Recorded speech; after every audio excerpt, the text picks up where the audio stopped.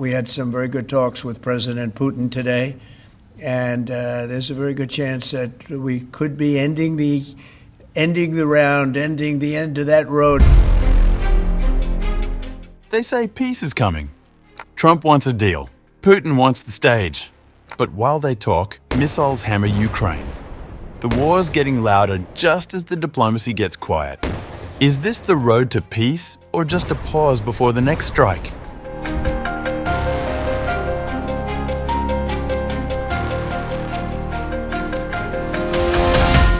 US President Donald Trump is preparing for what could be his first face-to-face meeting with Russian President Vladimir Putin since taking office, with reports indicating the encounter could happen as early as next week.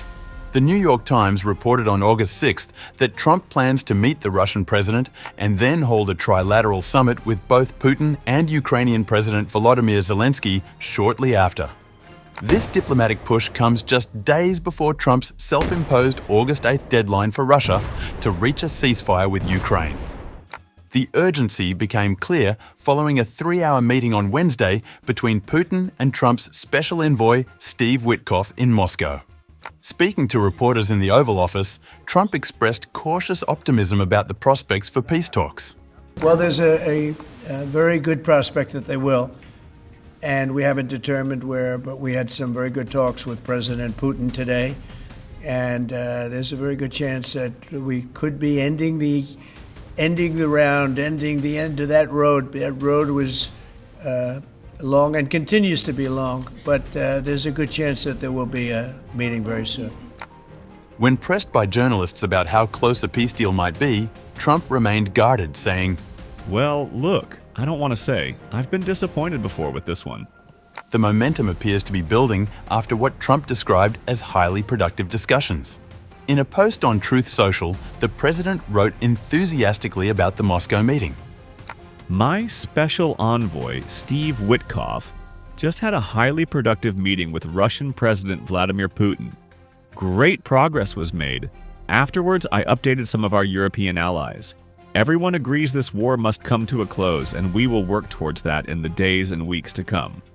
Secretary of State Marco Rubio echoed this optimism during an interview with Fox Business, suggesting that Wednesday's talks had provided crucial insights into Russian thinking. "Today was a good day. We still have a ways to go, but we're certainly closer today than we were yesterday when we weren't close at all."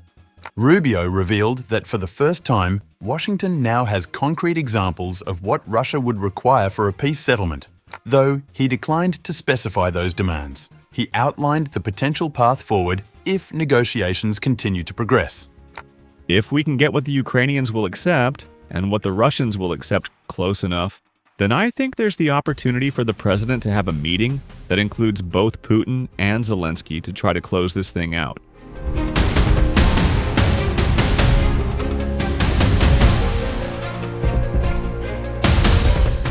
Ukrainian President Volodymyr Zelensky participated in a crucial phone call with Trump following the Moscow talks, joined by several European leaders and key American officials, including Vice President J.D. Vance and Secretary of State Marco Rubio.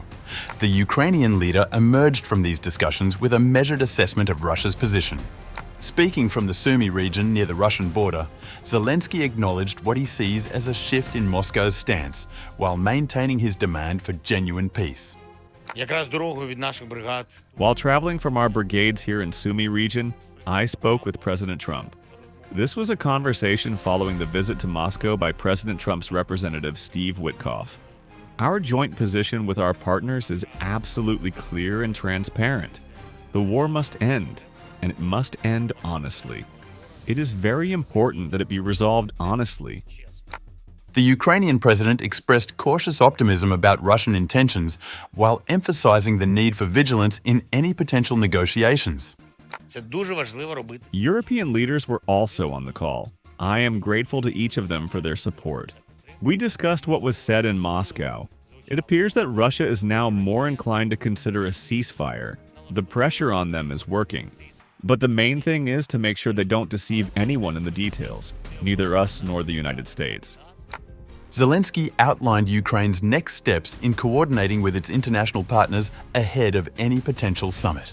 We propose that in the near future, representatives of Ukraine and our partners, our national security advisors, should meet to define our position, our joint position, and our shared vision. For us, for Ukraine, this is very important. Ukraine will undoubtedly defend its independence, and we all need a lasting and reliable peace. Russia must end the war it started.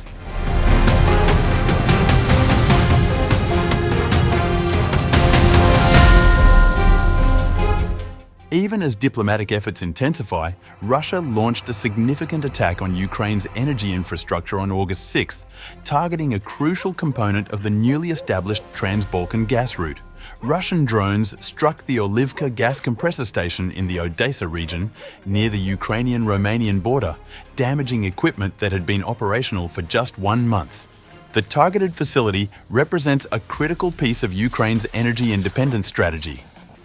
The Trans-Balkan route, launched in July, was designed to transport American liquefied natural gas and Azerbaijani gas from Greek terminals to Ukraine's underground storage facilities, helping the country prepare for the upcoming winter season. Ukrainian Energy Minister Svitlana Hryntchuk condemned the attack as part of Russia's broader strategy to undermine European energy security.